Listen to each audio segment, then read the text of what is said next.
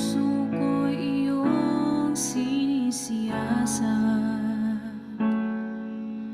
Buhay ko'y iyong alam. Ang lahat kong lihim, O Yahweh, ay tiyak mong nalalaman. Ang lahat ng aking ginagawa sa'yo ay hindi lingid. Ang lahat kong lihim, O Yahweh, ay tiyak mo ngang nababati. Salamat, Panginoon, kilala mo ako. Ang lahat ng bagay ay di lingid sa'yo. Salamat, Panginoon, tinutuwid mo ko. Ikaw lang ang may alam ng aking patutunguhan. Salamat sa'yo, Panginoon.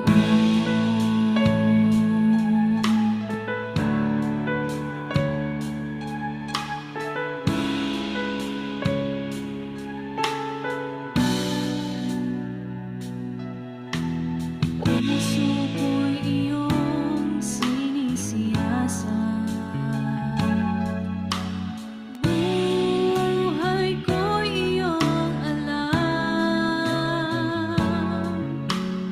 Ang lahat kong lihim, O Yahweh, ay tiyak mong nalalaman. Ang lahat ng aking ginagawa sa'yo ay hindi lingid. Ang lahat kong lihim, O Yahweh, ay tiyak mo ngang nababati. Salamat, Panginoon, kilala mo ako. Ang lahat ng bagay ay di lingid sa'yo. Salamat, Panginoon, tinutuwid mo ako. Ikaw lang ang may alam ng aking patutunguhan. Salamat sa'yo, Panginoon. Salamat, Panginoon, kilala mo ako. Ang lahat ng bagay ay di lingid sa'yo. Salamat, Panginoon, tinutuwid mo ako. Ikaw lang ang may alam ng aking patutunguhan. Salamat sa'yo, Panginoon.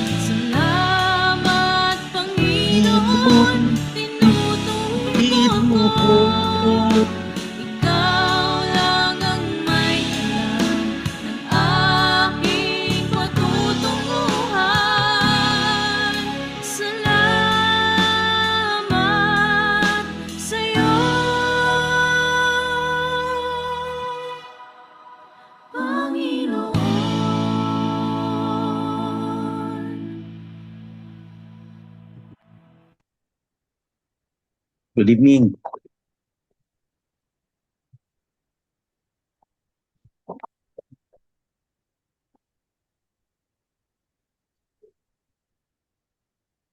Praise God. Welcome po sa online prayer, Cortesa Family, April, and Ron Enjoy.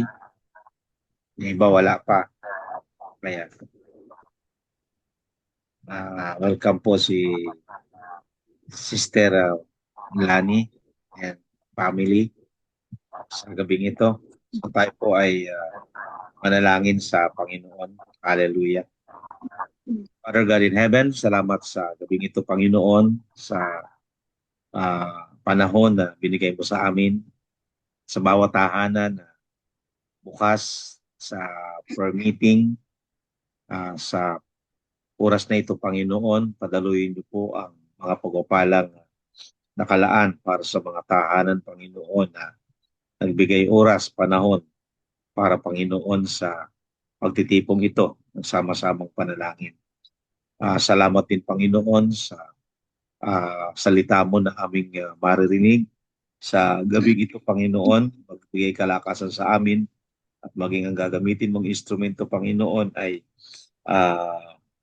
palakasin niyo po, Panginoon, at kayong Diyos na mangusap, Panginoon, sa bawat isa, maging sa mga magbubukas pa ng kanilang mga tahanan, sama sila nandun, Panginoon, ay kayo po ang Diyos na mag-anyaya at nawa ang pangyayari sa unang iglesia na sa mga tahanan, Panginoon, ang mga pagpapala ay maabot at ang pag-iingat mo po, Panginoon, sa bawat tahanan, bukas sa inyong salita, pananalangin, sa gabing ito, Panginoon, ay ingatan niyo po, Ama. Salamat po, Ama, sa inyo po ang lahat ng kapurihan.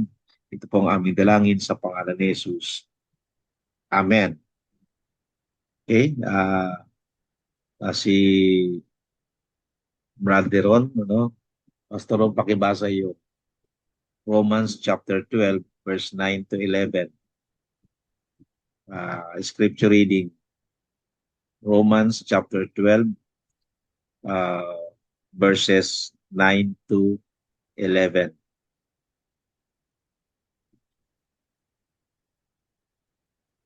Pakibasa. Sino yung scripture reading natin? Romans ano pa? Chapter 12, verse 9 to 11. Saan po?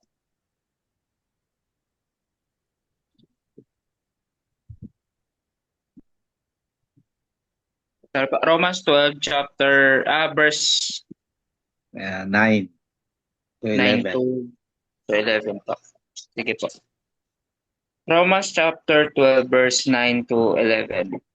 Love must be sincere, hate what is evil, cling to what is good, be devoted to one another in love, honor one another above yourself, never be lacking in zeal, but keep your spiritual favor serving the Lord. Amen. Praise God. So ang ating pong exhorter sa gabing ito ay pangunahan tayo ni Ate Lani Mansuito. Ate Lani? Okay po. Magandang gabi po. Praise God.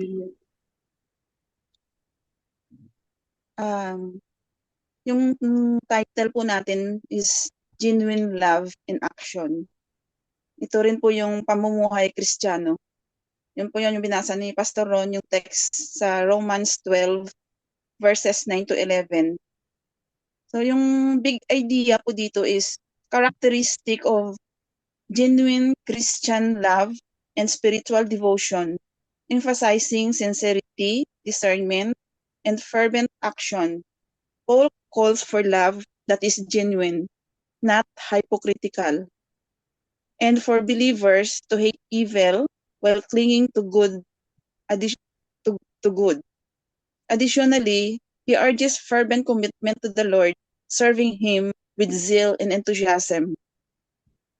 Introduction po sa Books of Romans, written by Apostle Paul around 57 AD. Is his most theological and comprehensive letter. Sa chapters 1 to 11, nag-focus po siya dun on doctrine, justification by faith, salvation, and God's sovereign plan. Starting in Romans 12, Paul transitions to practical Christian living in response to God's mercy. So ito po yung pag-aaralan natin, yung chapter 12, 9 to 11. Dito po sa Romans 12, verses 1 to 2, Paul sets the foundation. Sa Romans 12, verses 1 to 2, sabi po doon, therefore I urge you, brothers and sisters, in view of God's mercy, to offer your bodies as a living sacrifice, holy and pleasing to God. This is your true and proper worship. Sa verse 2 po, do not conform to the pattern of this world, but be transformed by the renewing of your mind. Then you will be able to test and approve what God's will is, His good, pleasing, and perfect will. We should respond by sacrificing. In verse 1, we see that Paul urges his readers to respond by offering themselves a living and holy sacrifice. God may not require us to die for Him, but He asks something far more difficult. He asks us to live for Him. We are to die to self and live for Him every single day.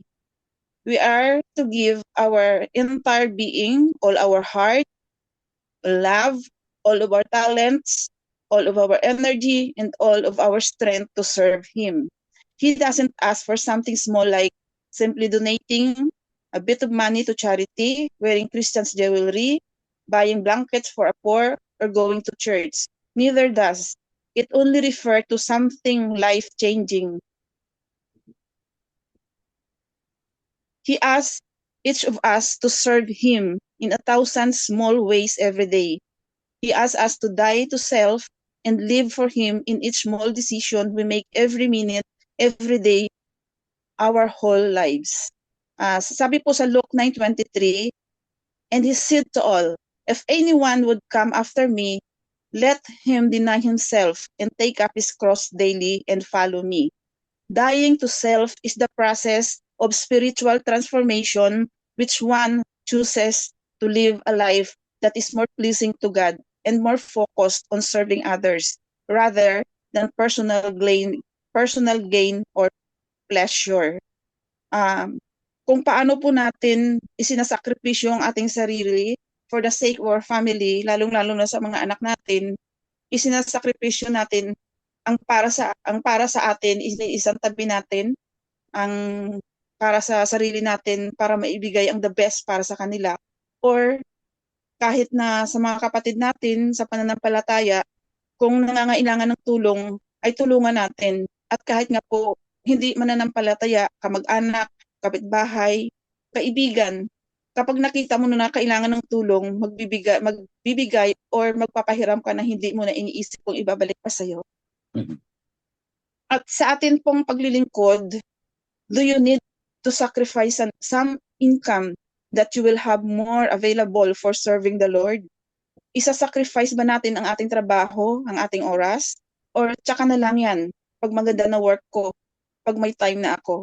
Or do you need to sacrifice sleeping so that you can have more time to read the Bible before setting off to work? Priority ba natin ang pagbabasa ng Biblia?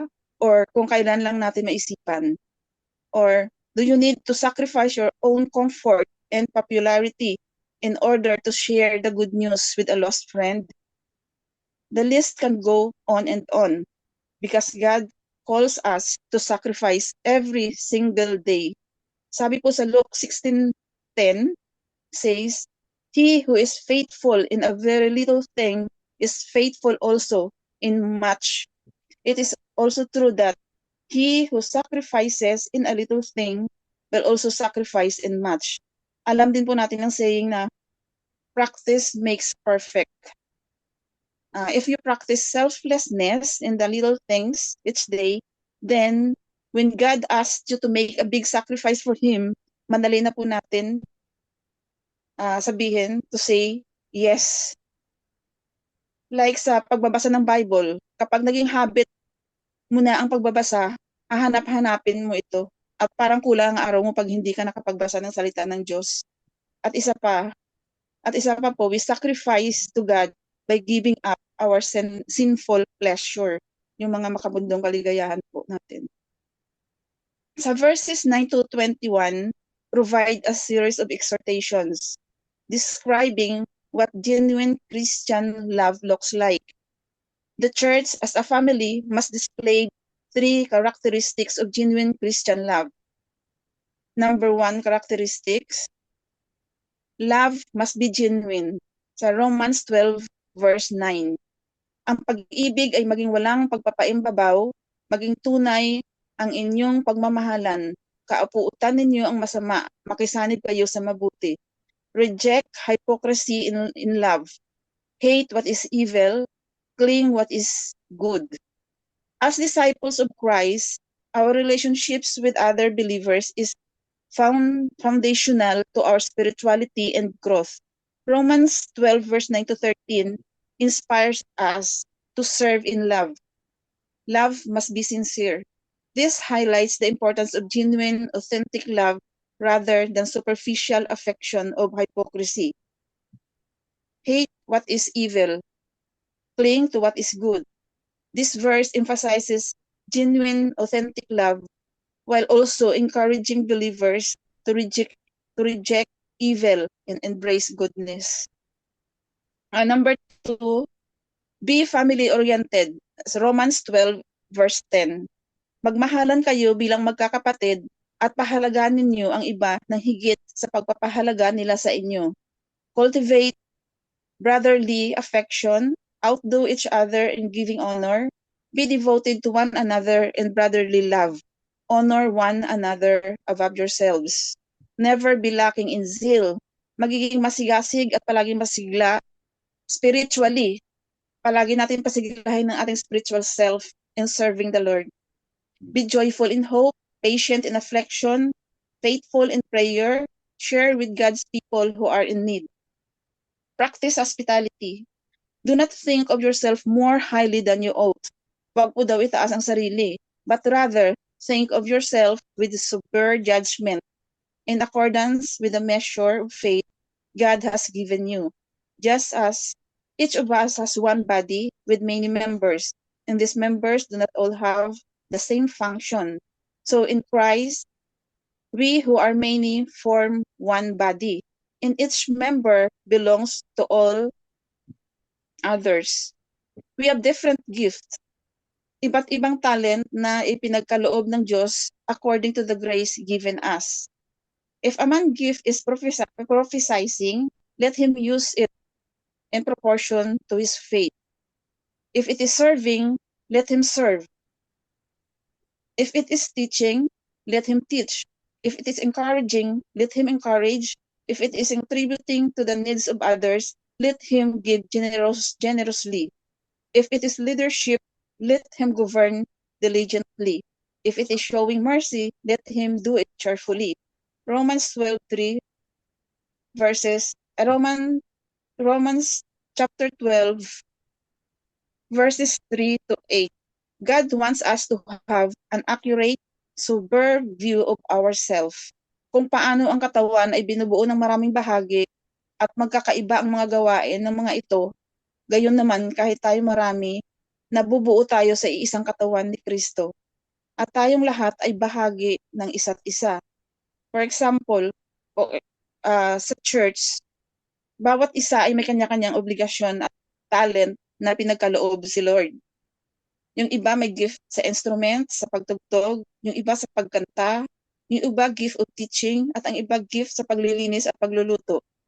Iba't ibang function, gaya ng katawan natin, iisa ang katawan pero may iba't ibang function. Kaya sa ating mga kapatid, maging sensitive tayo kung may dinadala or may problema ang ating mga kapatid, dapat ay ramdam din natin yun dahil iisang katawan po tayo sa Panginoong Jesucristo. Number 3, love must be zealous and devoted. Romans 12 verse 11. Magpakasipag kayo at huwag maging tamad. Buong puso kayong maglingkod sa Panginoon. Avoid spiritual laziness. Be on fire in the Spirit. Serve Christ with all your heart. Sabi po sa Proverbs 13 verse 4 about laziness, the soul of the lazy man desires, but has nothing. The soul of the diligent will be made rich.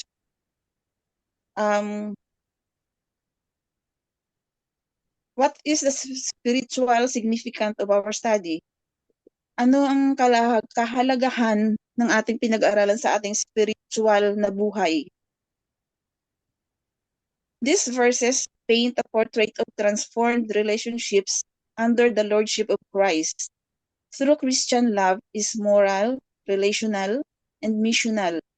It challenges believers to reflect God's love in their commitment to truth, community, and service. Application in personal life. Do a heart check. ECG pa ito, Pastor. Heart check. Paano mo malalaman ang tunay na ikaw? Is your love real? Do a sober self-assessment to yourself. Ask the Holy Spirit to reveal any hypocrisy or indifference and see yourself the way God sees you. Memorize verse 9 and pray it daily as a lens for relationships. Maging tunay ang inyong pagmamahalan. Kasuklaman ninyo ang masama, ibigin ang mabuti. Application in church life. Paano naman natin ito i-apply in our church life? Encourage one member this week by honoring them publicly or privately. Volunteer a ministry that serves others selflessly. Spiritual growth. Rekindle your zeal. Pasiglahin natin ang ating spiritual life. Set aside a regular time for prayer and scripture to boil in the spirit. Napakahalaga po na maglaan tayo ng ating oras, regular time para sa panalangin at sa pagbabasa ng Biblia. Food of our soul, para hindi magutom. Reflect on how your service glorifies Christ, not yourself. Ang Diyos lagi ang mapupurihan sa lahat ng ating mga ginagawa. Mabilis lang. Hanggang sa conclusion po, si Pastor na magtutuloy. Conclusion po, Apostle Paul calls us to a higher kind of love, one that is sincere, discerning, affectionate, humble, passionate, and service-driven. In a world of counterfeit affection and surface-level relationships, the church must be a place where genuine love and action testifies to the transforming grace of God. Let us love without mask, serve without laziness, and cling to the goodness of Christ with all our hearts.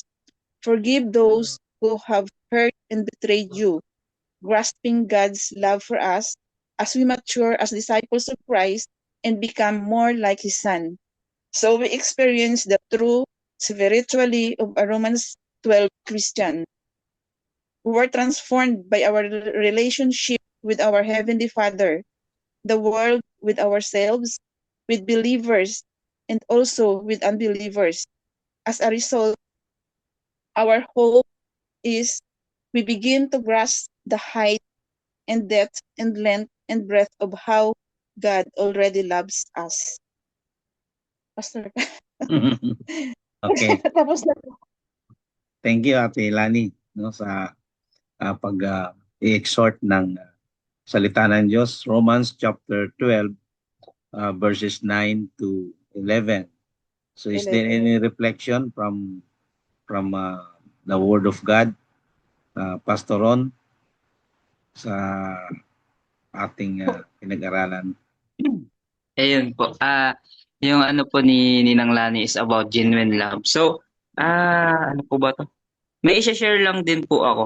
Kasi napanood din namin to. So, parang related siya doon sa pagiging genuine love in action na inano ni Ninang Lani.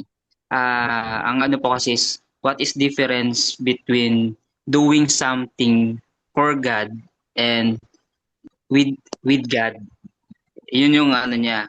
So dito kasi naisip ko maipapasok po siya kasi pag when we are doing something for God, minsan sa sobrang dami ng nagagawa natin, nagiging mandatory na lang siya. Kumbaga, ay gagawin ko to kasi ito yung sabi ng Panginoon. Tapos na overwhelm tayo. Tapos pagka sobra-sobra na yung ano natin, nagiging anxious na tayo, nagiging depression na siya eh. Nakakalimutan natin na we are doing this for God. Nagiging ano na siya, nagiging mandatory na lang siya. Kumbaga katulad ni Martha po, na which is nag-focus sa sobrang ano niya, doon siya nag-focus sa mga ginagawa niya. Nakakalimutan niya for all those things na ginagawa niya is for the God or is for the Lord. Compare with you are doing everything with God. Ibig sabihin nun, katulad na sabi nga ni Ninang Lani kanina, you are reading Bible. Hindi mo siya ginagawa kasi para to sa Panginoon. Kasi dapat ang nasa isip mo ay nagbabasa ka ng Bible kasama ang Panginoon. Doon mo mararanasan yung genuine love from God na habang binabasa mo siya, mas lalo mo siyang nakikilala, mas lalo mo nararamdaman yung pagmamahal ng Panginoon. Rather than binabasa mo lang siya kasi tawag doon, kasi alam mong para sa Panginoon. Ganun po. Amen. Okay. Kay Ate Jeneline, may reflection po sa ating mensahe. Maganda po yung binahagi po ni Ate Lani. Yun nga po yung pagbabasa po nga ng Bible talaga. Kailangan, sabi nga kanina, maging hobby. Kahit gaano ka-busy ang tao, kailangan merong oras at panahon sa pagbabasa ng Biblia dahil ang salita ng Diyos po, yun po talaga yung ating lakas sa araw-araw. Para siya po yung salitaan ng Diyos din po yung nagbibigay sa atin ng kapayapaan, kagalakan. Kasi pag hindi tayo nakapagbasa ng Bible, hindi nakapanalangin, parang yung ang bigat ng buhay, ang bigat ng ginagawa natin. Pero pag nakapagbasa tayo ng Bible, nakapanalangin sa Panginoon, talagang yun po yung kanilang Holy Spirit. Yun nga sabi kanina ni Ate Lani, na kasama po natin talaga ang Panginoon Diyos sa ating buhay. Ako nagpapasalamat po ako sa Panginoon sa trabaho ko. Matagal na po ako doon 6 years na po ako doon. Salamat po sa Panginoon dahil papanalangin nyo sa akin. Safe naman po ako doon at okay. Minsan marami pong umaaway sa akin. Talagang dati umiiyak lang ako. Parang ngayon, pag inaaway ako, talagang inaanuhan ko rin ng salita. Kasi pag iiyak ka lang, parang aapihin ka doon, ida-down ka. Ayun, ngayon naman po, nakita ko naman na yung mga umano sa akin, ayos na kami ngayon, okay na. Hindi ko naman po sila binabatuhan ng salita ng Panginoon. Ang sabi ko na lang, Diyos na bahala sa inyo. Tapos pinagdadasal ko sila. Hindi talaga po yung mayayaman, hindi sila makaintindi. Pag meron silang isang bagay na gusto agad-agad. Halimbawa po, may nakaparada na sasakyan doon. Ang gusto nila, paalisin ko agad o kahit nakaparada yung sasakyan nila doon, na nakakaabala, iniisip nila hindi nakakaabala. Talaga po yung salita ng Diyos po talaga. Kailangan salamat sa Panginoon dahil yun po nagpapatatag sa akin, nagpapalakas. At salamat po sa Panginoon. Amen. Okay? Ang hirap yung magalit, lalo na kung ikaw ay Kristiyano, no? Tama yun, ano? Kaya nga sabi, i-memorize daw natin yung Romans chapter 12 verse 9, yung gawan mo ng mabuti ang masama. Ang hirap kaya nun, no? Yung umaaway sa iyo, gawan mo ng mabuti. At yun din naman yung declaration ni Jesus na do good to them that persecute you, no? Gawa na mabuti yung kaaway mo, yung persecutor mo, and then pray for them, no? Ang hirap nun, ha? Yung how to exercise the love of God. Okay? Si Pastor Ethel, meron ka bang i-share para dito sa mensahe natin this time? Joshua 1:8 po. Aha. Kapapasok lang. Siyempre, Sorry po. sa perspective naman ng kabataan, April.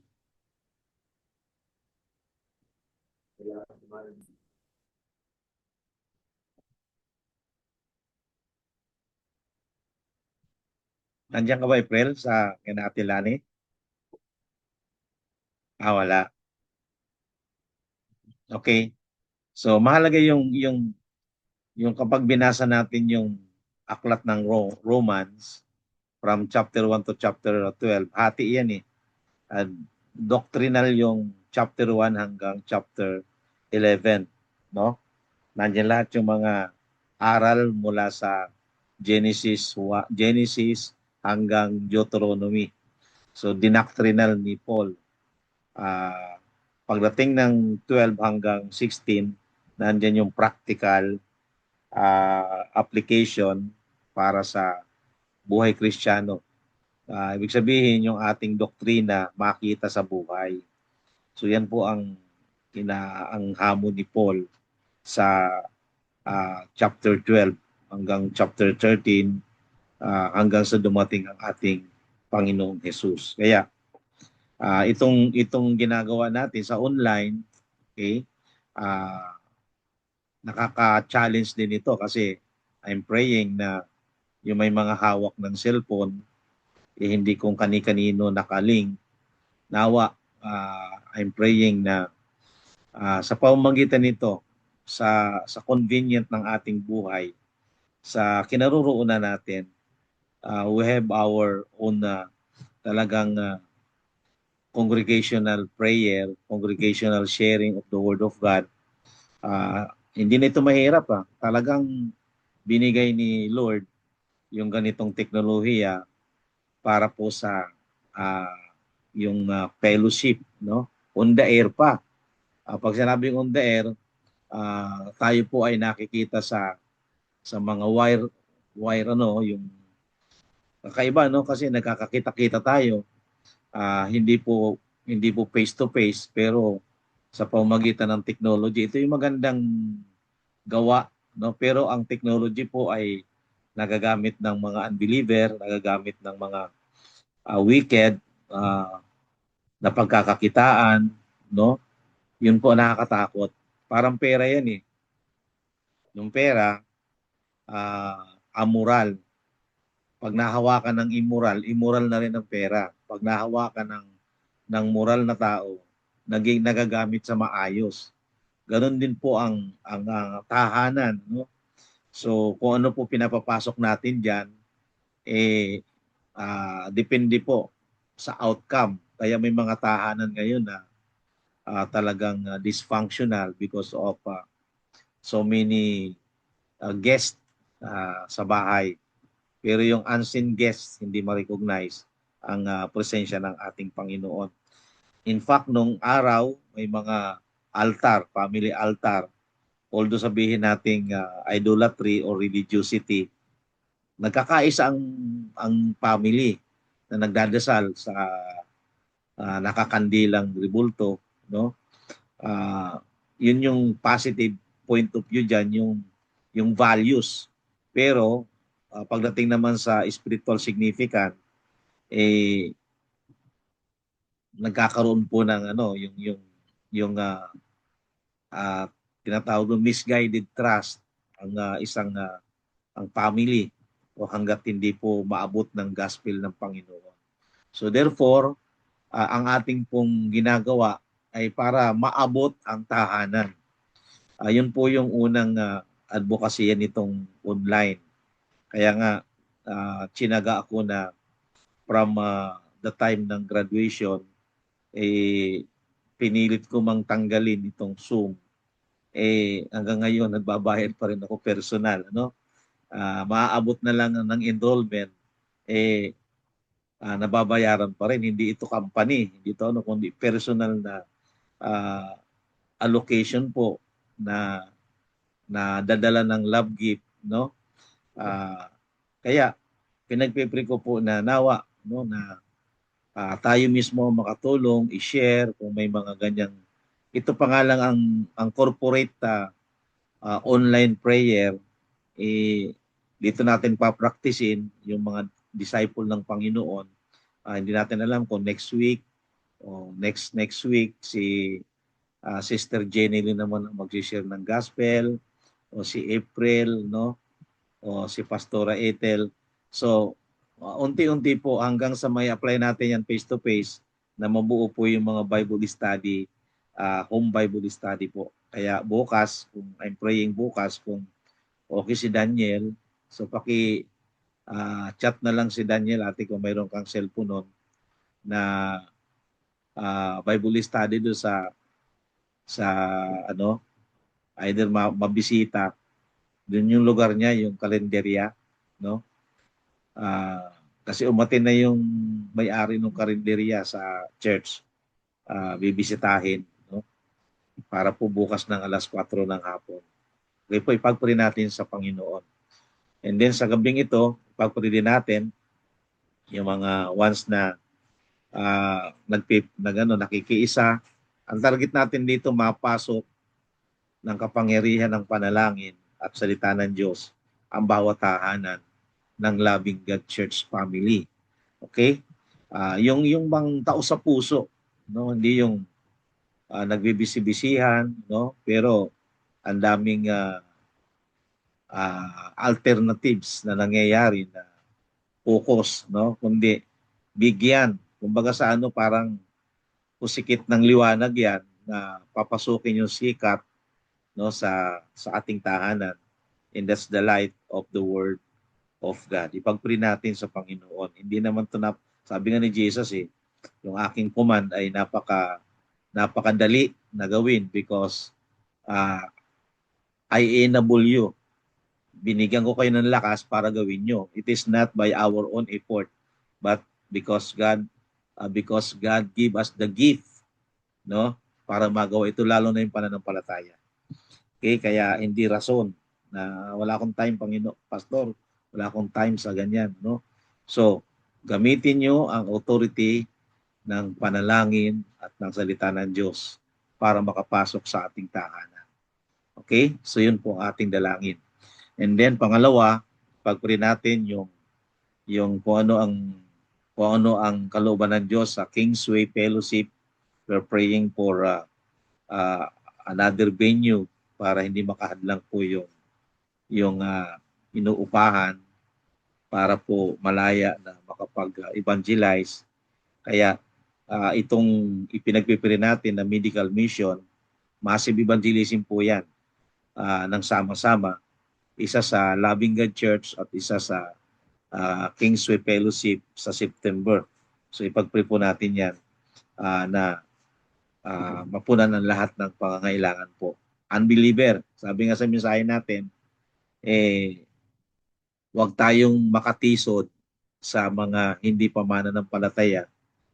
Instead, ipakita natin yung ating genuine love na tinanggap sa Panginoon dun sa mga hindi mananampalataya. Kaya nga, do good to the wicked, no, people, no? Hindi yung tapos yun namang may mga kaloob ng Diyos, wag namang ipagmalaki na may kaloob siya, no?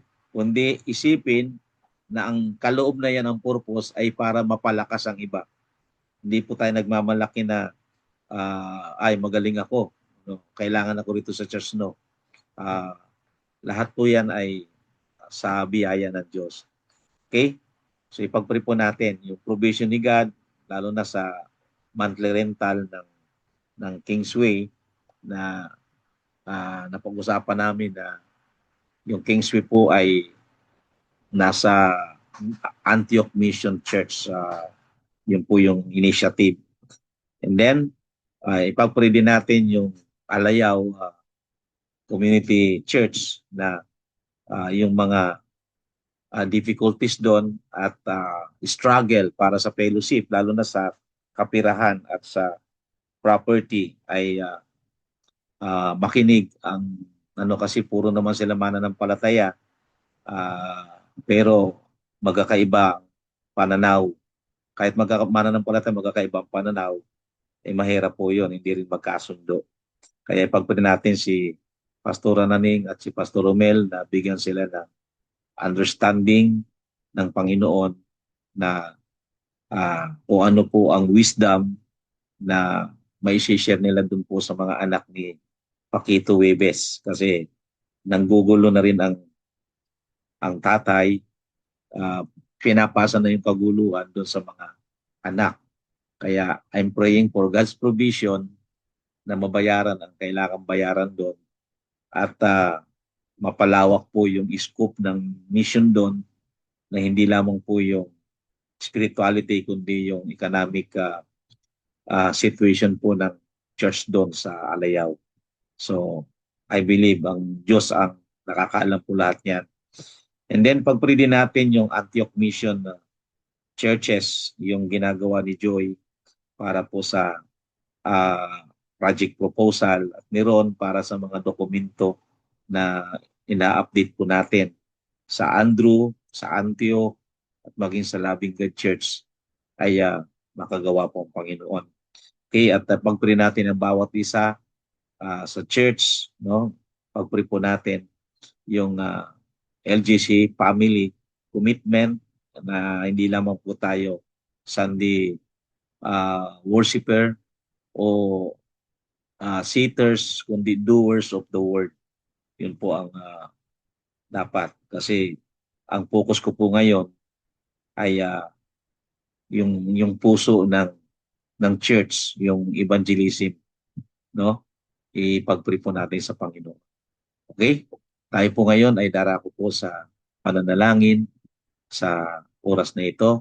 Tapos bow down our head. Habang nagpipray po ako, bawat isa ay manalangin po sa ating tahanan, sa lahat ng pangangailangan at sa ating pong mga especially yung ating bayan na ang Diyos na mag-intervene, na wag laging mag-away-away yung mga leader, magpus-pukusan ang ugnayan, no, ng China at ng Philippines, no? Kasi nakikisawsaw na rin yung ibang bansa. May isa lang dyan na maglaglag ng bomba, gera na po yan. Kasi alam ko and I believe na ang Diyos ang namamagitan. Sabi ng Acts 17 verse 26, ang Diyos ang nagko-control ng mga boundary ng bansa. At isa na yang Spratly Island at yung Baho de Masinloc, mga boundary po natin yan na pinag-aagawan. So ipag-pray natin sa Panginoon. Wala na tayo magawa kundi iyapit na sa Panginoon. Kasi pag isang bombahan lang yan, ang kawawa buong bansa. No, tayo po ang kawawa kasi ang mga Pilipinong mayayabang hinahamon ng China hinahamon. Pero ang tulungan po natin pag-pray yung ating presidente, incumbent, at yung mga namiminuno sa ating bansa. Pag-pray po natin kasi yan ang kalooban ng Diyos, no? Na ipag-pray para wala naman pong ibang iisipin ng ating leader kundi kapakanan ng buong bansa, no? At hindi po sa kaaway. Kaya tayo pong lahat ay buko at tayo po'y dumako na sa pananalangin. Puring ka, Ama, sa pangalan ni Jesus. Lumalapit po kami sa tulong ng biyaya. Dalangin ko po ang bawat isa na nasa kanilang tahanan na nire-represent ang gabing ito ng pananalangin. Ang Mansuheto family, si Sister Lani Mansuheto. Salamat po sa kanyang pag-share ng gospel. Father God, I pray na patuloy mo siyang palakasin sa spiritual at sa kanyang activity sa araw-araw for the sake of her family. At inaalala namin ang kanyang asawa, si Brother Ronel sa abroad. Patuloy mo ingatan At patuloy, Lord, na kayo po ang Diyos na siyang kasama niya, na nagpapalakas sa kanyang pananampalataya. Lord, yung Panginoon, si Nami, tuloy, Lord, na kayo po ang mag-ingat sa batang ito, sa kanyang mga activities sa araw-araw, maging kanyang magulang sa paglilingkod sa inyo, Ama, sa pangalan mo, Jesus. Ganoon yung Panginoon, ang family ni Ron and Joy, na kayo po ang Diyos na patuloy na magpaunlad sa kanila, especially sa kanilang mga plano sa buhay, sa kanilang business, sa kanilang trabaho. Promotion ang nagmumula sa inyo, Panginoon. Kayo po ang Diyos na siyang gumabay sa mag-asawang ito sa kanilang araw-araw na pag-travel sa pamamagitan ng motorsiklo. Ingatan niyo po sila, Panginoon. At patuloy, Lord, na kayo po ang Diyos na gumagabay sa kanila, Panginoon. Dalangin ko din, Panginoon, ang pamilya ni Sister Jeneline. Kayo po, Diyos, ang siyang patuloy na mag-ingat, ang kalakasan ng physical ni Kuya Tuto at ang trabaho ni JJ, Panginoon, ay patuloy, Lord, na kayo mag-ingat sa araw-araw na kanilang ginagawa. Patuloy, Lord, na ang kanilang tahanan ay patuloy na palakasin niyo po ang iyong presensya. In Jesus' mighty name. Ganun yung Panginoon, ang pamilya ni Pastor Ethel, Pastor RG, Lord, si Brave, at ang kanilang paglilingkod sa inyo sa Kingsway Fellowship. Dalangin ko po ang provision mo, Panginoon, sa pamilyang ito, maging sa gawain mo doon, sa rental na kailangan nila, Panginoon, every month. Lord, I pray sa kanila, Panginoong paglilingkod sa inyo. Dalangin ko po na kung kalooban niyo po na makalipat sila, Panginoon, ng venue, ilagay niyo po sa estratehiya mo, Panginoon, sa plano mo, Panginoon, at sa provision mo, Panginoon. Kayo ang Diyos na aming nilalapitan at patuloy, Panginoon, na tinataas namin na ang community mo ron, Panginoon, ay gamitin niyo po ang lugar na yon para marami ka po, Panginoon, tawagin sa pamagitan ng pangangaral ng salita, Ama. Sa pangalan ni Jesus, ganoon yung Panginoon, ang Alayaw Community Church, Panginoon, I pray na kayo ang humipo sa Huwebes family, especially ang tatay at ang mga anak, Panginoon, na nawa maunawaan ang lugar na yun, Panginoon, na request ng kanilang nanay bago mamatay, Panginoon, na magkaroon ng gawain doon. At dalangin ko po maging ang mga dinaragdag mong mga mananampalataya ay patuloy na palaguin niyo po sa espiritual. Salamat po sa pag-iingat mo kay Naning, kay Romel, sa kanilang dalawang anak, Panginoon, sa lugar na yon, na alam namin, inconvenient, alam namin, Panginoon, marami silang struggle, especially sa financial, sa mga kalakasang physical, sa araw-araw, Panginoon, I pray na kayo po ang Diyos na mag-protect sa kanila, Panginoon. Salamat din po kay April, patuloy, Lord, na kayo ang Diyos na siyang gumagabay sa kanya, na hanggang sa makatapos siya sa kanyang pag-aaral at magkaroon ng trabaho. Ama, pagpalaan niyo rin po ang kanyang tatay na naglilingkod din sa inyo, Panginoon, at ang iglesia na kanyang pinaglilingkuran. Sa pangalan mo, Jesus, maging kaming mag-asawa, si Weng, ang inyong lingkod, Panginoon, sa pangangailangan namin dito sa araw-araw, sa every month, sa rental, Panginoon, at sa mga activities namin na kailangan ayusin, Panginoon, especially ang nalalapit na klase sa Andrew Theological Seminary. Gabayan niyo po ang mga magpapa-enroll na sila po ay on time, Panginoon, at hindi delayed, Panginoon. Ang mga nag-i-inquire na sila po ay magdesisyon na mag-enroll sa admission, online admission, Panginoon. Salamat po, Ama, sa patuloy na kaayusan na ginagawad mo, Panginoon, sa inyong gawain. Maging sa Antioch Mission Churches, ay pray, Lord, na kayo po ang gumabay kung paano po magkakaroon ng funding ito, Panginoon, sa next year, na maging ang mga pastoral care, HMO ng mga pastor at leaders na magkaisa, Panginoon, para suportahan ang pastor na ginagamit mo sa bawat local churches, Ama. Salamat po, Ama, sa lahat ng mga pagpapala na pinapadaloy mo na, Panginoon, sapagkat ikaw ang Diyos na matapat, ikaw ang Diyos na nagpapala, ikaw ang Diyos na nag-iingat sa inyong bayan.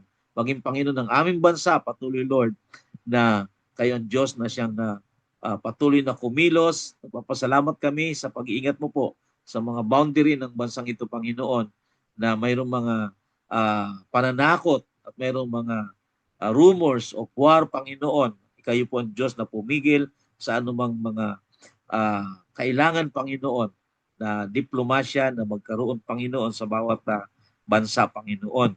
Wala rin kami magawa, Panginoon, na kung kalooban mo, Panginoon, mayroon ka pong purpose na ginagawa, Panginoon. Ingatan niyo po ang inyong bayan sa bansang ito, Panginoon.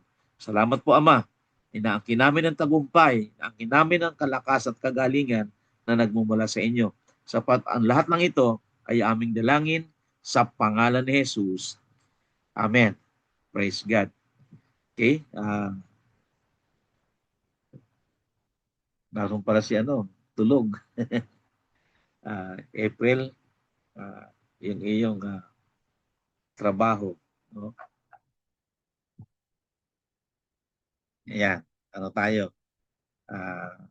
Picture tayo. Yan, natutulog. Nagme-meditate si Lunti.